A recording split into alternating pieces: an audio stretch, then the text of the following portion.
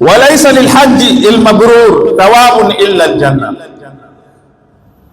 na hija iliyokubaliwa haina malipo isipokuwa ni pepo tu. Hadithi ya Bwana Mtume sallallahu alaihi wasallam, mtu akihiji hija iliyo iko sahihi, hakuna anacholipwa isipokuwa pepo. Shortcut ya kwenda peponi hiyo kabisa, wala hahitaji hiji wala kitu. Wewe una uwezo, yani unakatiza tu, tayari ushafika katika pepo Mwenyezi Mungu Subhanahu wa Ta'ala. Na haya anayesema Bwana Mtume Muhammad sallallahu alaihi wa alihi wasallam. Sasa ni wangapi katika sisi tunao uwezo na sisi tunafanya juhudi ya mali tutakazowaachia warithini, lakini hatufanyi juhudi ya mali zitakazotufaa wenyewe baada ya kuondoka. Waislamu tumekwama wapi?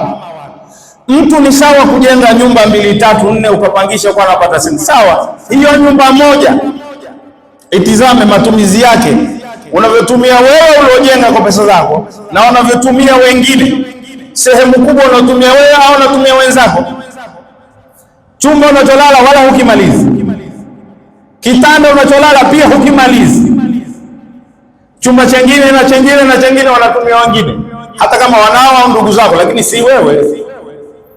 Sasa tujitahidi kufanya yale tutanufaika hata tukiondoka katika dunia hii. Moja ni hija.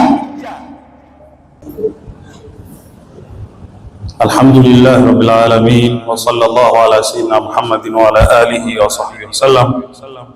Ndugu Waislamu, assalamu alaikum wa rahmatullahi wa barakatuh. Jana tulikuwa na udhuru kidogo, ndio maana hatukujitokeza kwenye darsa tu ya radhi, lakini leo tunaendelea na darsa letu, na leo tutajifunza fadhila na ubora wa kwenda kuhiji. Tuko tunaelekezana na kukumbushana kuhusiana na mambo yanayohusiana na hija. Sasa kuna fadhila na kuna ubora gani mtu kwenda kufanya ibada ya hija?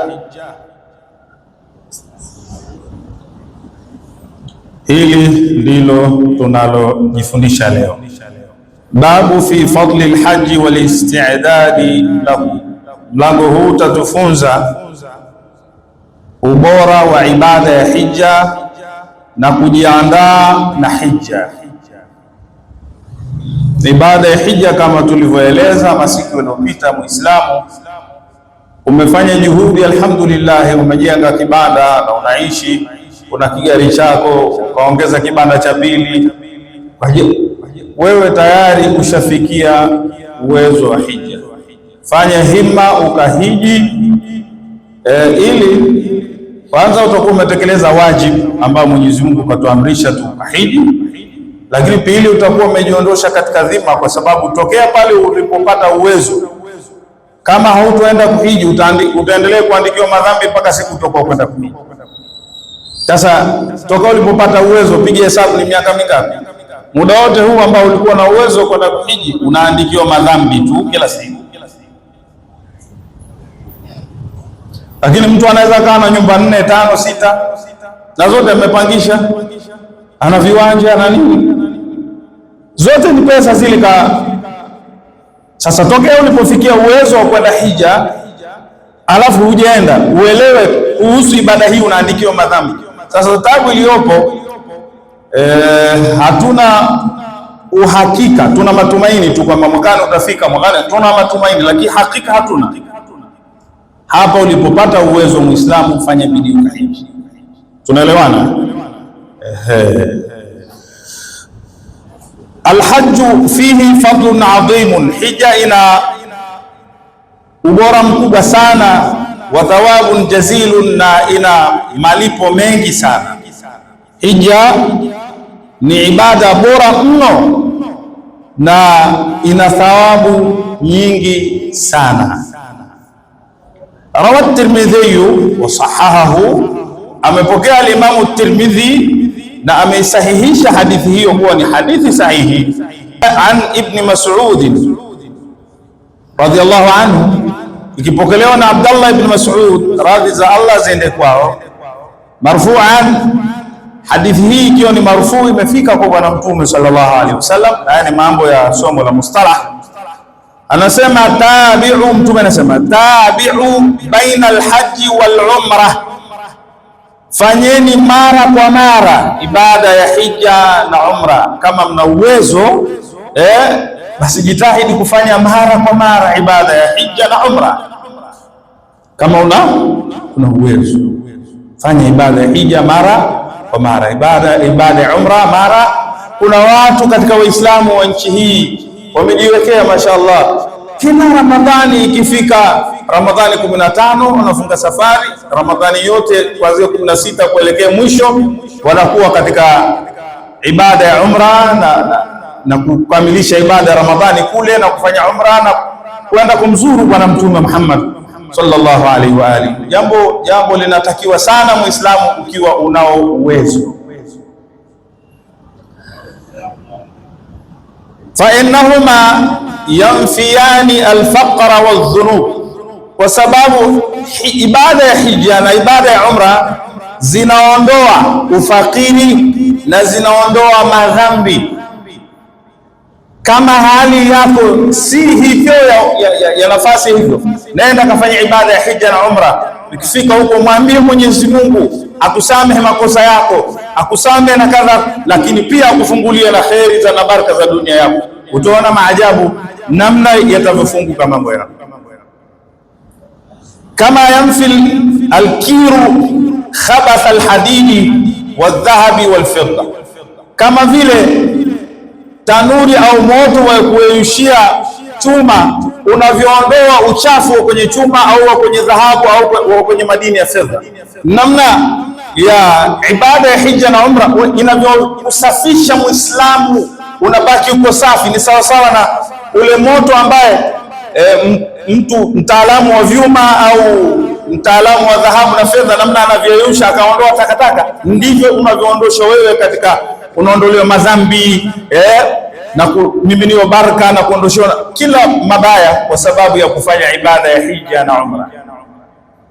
Lakini mtu ana uwezo hataki kwenda hata ile hija ya fardhi tu, wacha hizo hija zingine. Baada ya hija ya fardhi ile moja, hizo hija zingine sunna, hata ile hija ya fardhi mtu hataki kwenda. Allahu akbar. Walaysa lilhaji almabrur thawabun illa aljanna, na hija iliyokubaliwa haina malipo isipokuwa ni pepo tu. Hadithi ya Bwana Mtume sallallahu alaihi wasallam, mtu akihiji hija iliyo iko sahihi, hakuna anacholipwa isipokuwa pepo. Shortcut kwenda peponi hiyo kabisa, wala hahitaji hiji wala kitu. Wewe una uwezo, yani unakatiza tu tayari ushafika katika pepo Mwenyezi Mungu Subhanahu wa Ta'ala. Na haya anayesema Bwana Mtume Muhammad sallallahu alaihi wa alihi wasallam. Sasa ni wangapi katika sisi tunao uwezo na sisi tunafanya juhudi ya mali tutakazowaachia warithini, lakini hatufanyi juhudi ya mali zitakazotufaa wenyewe baada ya kuondoka. Waislamu tumekwama wapi? Mtu ni sawa kujenga nyumba 2, 3, 4 ukapangisha kwa anapata senti sawa. Hiyo nyumba moja itizame matumizi yake, unavyotumia wewe uliojenga kwa pesa zako na unavyotumia wengine. Sehemu kubwa unatumia wewe au unatumia wenzako? Chumba unacholala wala hukimalizi, kitanda unacholala pia hukimalizi, chumba chengine na chengine na chengine wanatumia wengine, hata kama wanao au ndugu zako, lakini si wewe. Sasa tujitahidi kufanya yale tutanufaika hata tukiondoka katika dunia hii. Moja ni hija.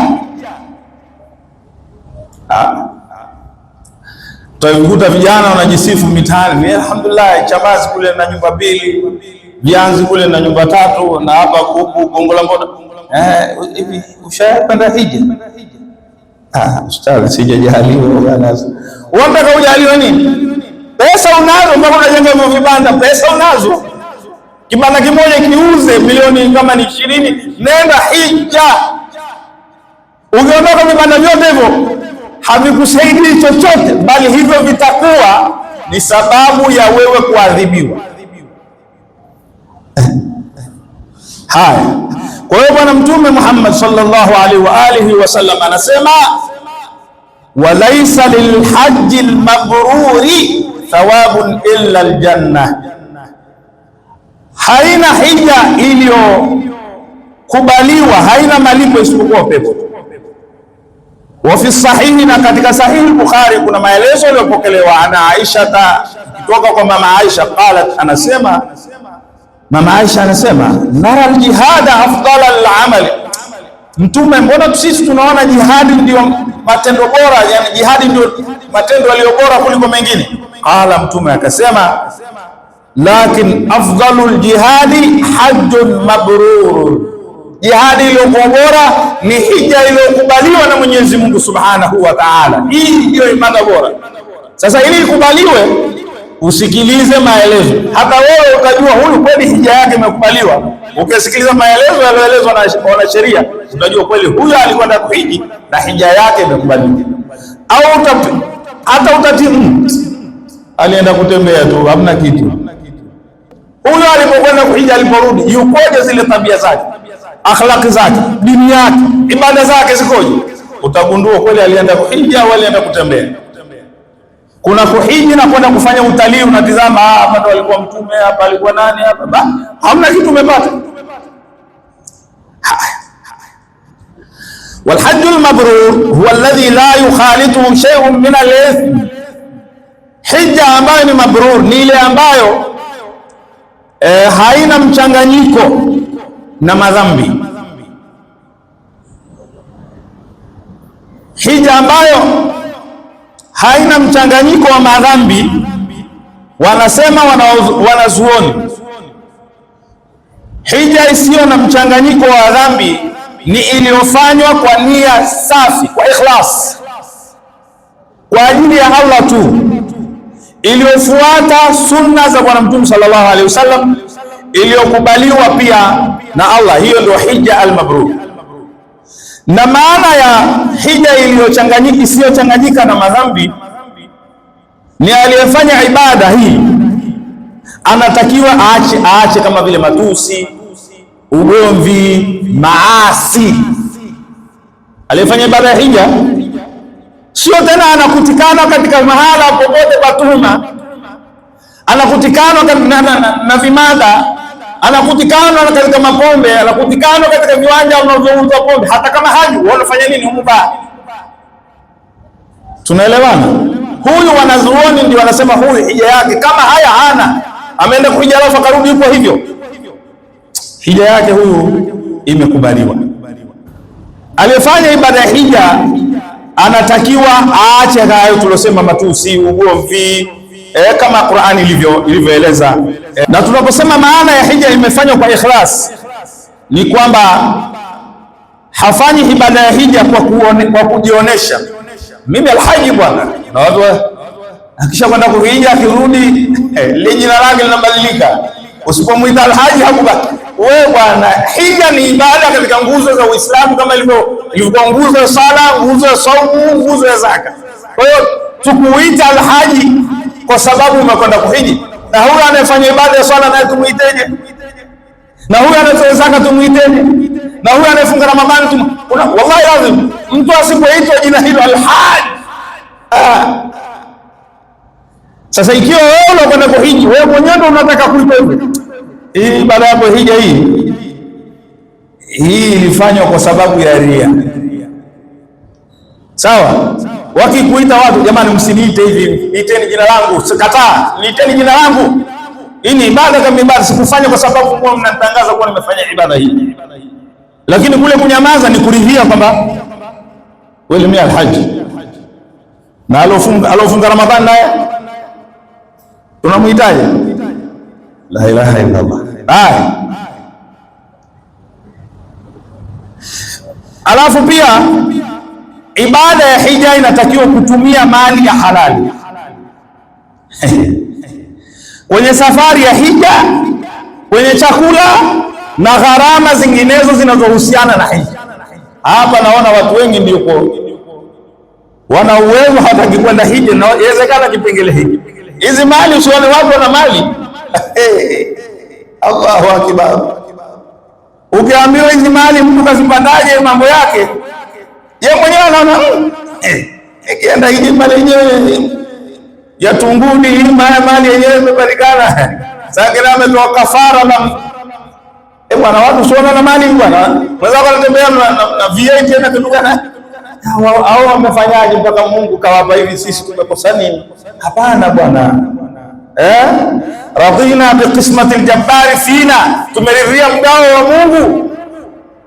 Lana alilmu waljuhaluna, sisi Mungu katugaia Qur'ani na watu hawana hata ilmu. Mungu kawapa mali, tumeridhia mgao wa Mungu. Ridhia, wala hakuna kosa kwamba mwenzako anatembelea na magorofa na hivi. Ridhia, huo ni mgao wa Mungu. Wewe huna hata kibanda hata chumba kimoja, ridhia, madhali juhudi za halali unazifanya. Wewe mwenzako wajua alipopata hizo mali, akikueleza utasema bora ya mimi. Haya, hizo mali zikawa za halali, basi twende hivyo hivyo, hizo mali zikawa za halali kabisa.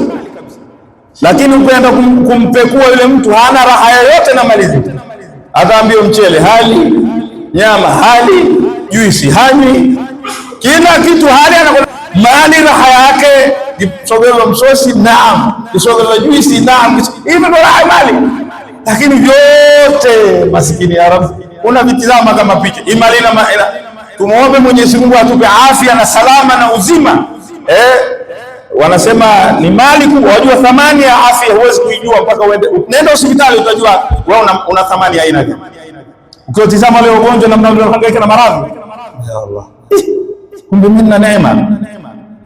Kwa hivyo mali ya anayekwenda kuhiji iwe mali ya halali bwana, iwe gharama zile za safari, gharama za chakula, gharama zinginezo za hija zote, gharama za kuachia familia zote ziwe za halali.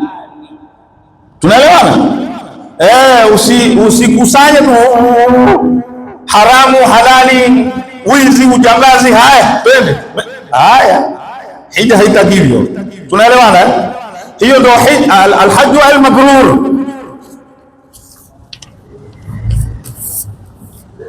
Lakini pia huyo anayekwenda kuhija anatakiwa abadilike pale anapokuwa amerudi kutoka hija, aache maasi. Lakini pia awe amebadilika katika, kama alikuwa anafanya ibada kwa kuchovya chovya, sasa afanye ibada hasa. Lakini ikiwa mtu kaenda hija, kafanya ibada ya hija, lakini yale madhambi na yale mambo hovyo bado anafanya, hija yake ghair mabrur, hija yake haikukubaliwa. Aliyokwenda hija anatakiwa aachane na maasi, mambo ya wanawake, mambo ya laghaw ya kadha wa kadha, aongeze katika kufanya ibada kwa wingi. Na kama kutakuwa hakuna mabadiliko, hija yake haikukubaliwa. Haya, fa idha istaqarra anhu ala alhajj falyatub min jami' almaasi, endapo mtu anapofika hatua ya kuwa na maamuzi ya kutaka kwenda kuhiji, akawa na maamuzi yasiyo maamuzi hasa ya kikweli kweli, sio anajisemea tu, ana maamuzi hasa ya kikweli, basi mtu huyu anatakiwa faliyatub min jami'il maasi, atubie maasi yote aliyoyafanya, amuombe Mwenyezi Mungu msamaha maasi yote aliyofanya, maasi ya zina, maasi ya ulevi, maasi ya usengenyi, maasi ya utapeli, maasi ya kadha wa kadha, maasi ya kudhulumu, maasi bwana. Haya, wa yakhruj min almadhalimi biraddiha ila ahliha, ajiondoe katika vitu alivyovidhulumu, arudishe kwa wenyewe. Kama ulidhulumu kiwanja cha watu, ulidhulumu pesa za watu, ulidhulumu amana za watu, urudishe kwa wahusika. Kama ulirithi mali si haki wewe kuirithi, umedhulumu, urudishe kwa wenyewe. La sivyo utaingia katika kemeo la Qur'ani iliposema innal ladhina yakuluna amwala al-yatama dhulman inma yakuluna fi butunihim nara, hakika wale wanaokula mali za warithini za mayatima kwa kuwadhulumu wenyewe, hakika wanachokitumia na wanachokila ni moto wa jahannam. Hii Qur'an, wasayaslawna sa'ira, si muda mrefu wataingia katika moto wa jahannam. Kilichobaki ni kule kufumba macho tu, kifa ya Allah motoni. kwa sababu umetumia kitu si chako. Kwa hiyo kama una mali za urithi, umefanya kubabaisha urithi wenyewe hawakupata, umechukua wewe kwa dhulma, unataka kwenda kuhiji, haki za hao warudishie. Hivi ndivyo dini na sheria inatuelekeza. Warudda alwadaya, arudishe viazimwa, waduyun allati indahu linnas, na yale madeni anaodaiwa na watu alipe madeni ya watu. Fulani anadai kaza, fulani anadai hiki, lipa madeni ya watu afu ndio uende hija. Sio unakwenda hija huku kuna madeni chunguzi. Wastahilla mimman bainahu wa baina madhalamatu, na waombe radhi wale aliowadhulumu baada ya kuwapa vitu vyao. Hao waliodhulumu, kama utawarejeshea vitu vyao, uombe radhi, jamani, kwa kweli nilikuwa nimefanya makosa, niliwadhulumu, naomba vitu vyenu hivi, naombeni mnisame, wakusame, alafu naenda hija. Kama uombe Mwenyezi Mungu sasa yafutwe yale makosa yako uliokuwa umekosea, madhali zile haki zao tumezirudisha, sasa nenda kama uombe Mungu sasa akusamehe yale makosa baada ya kurudisha haki za watu. Usimuombe Mungu nisamehe wakati kuna haki ya mtu umedhulumu, mpaka urudishe haki yao. Elewani? Wayaktubu wasiyatahu, na huyo anakwenda hija andike wasia wake. Wayuammin liauladihi, na awaandalie watoto wake. Waman tahta yadihi, na wale walio chini ya ulezi wake na majukumu yake. Ma yakfihim min an-nafaqa ila hin rujuihi, awaandalie matumizi yanayotosha mpaka atakaporudi. Sio unaondoka kwenda hija, hapa nyumbani unapaacha hakuna kitu. Wayahrim an takuna nafaqatuhu halalan, na ahakikishe kwamba matumizi anaoachia familia yake yao matumizi ya halali. Wallahi, Mungu atusamehe, Mungu atuondoshe katika hali watu tunakusanya tu, ilhali watoto wale washibe, lakini hatuzingatii hichi cha halali cha haramu. Mtu tunalea familia kwa kuuza nahwa, unalea familia kwa kuuza skanka, unalea familia kwa kuuza bia, kwa kuuza pombe, unalea familia, nyumba yako umekodisha, watu wanajiuza katika nyumba ile, mali hizo za haramu. Unampangisha mtu anajiuza kwenye hiyo nyumba, unafikiri wewe una mchango katika madhambi hayo? Tujitahidi sana matumizi tunaotoa kuzipa familia zetu, tuhakikishe ni matumizi ya halali kabisa. Wa min azad, achukue masurufu na mahitaji ya kuweza kuyatumia yeye mwenyewe, wa nafaka, na matumizi ma yakfihi, yanomtosheleza katika safari yake kwenda na kurudi. Yastaghnia anil hajati ila ghairihi, ili imtoshe asiwe na haja ya kumuomba mwingine. Wa yakunu zaduhu tayyiban, na hayo masurufu yake ya kuelekea hija na kurudi yao ya halali na mazuri.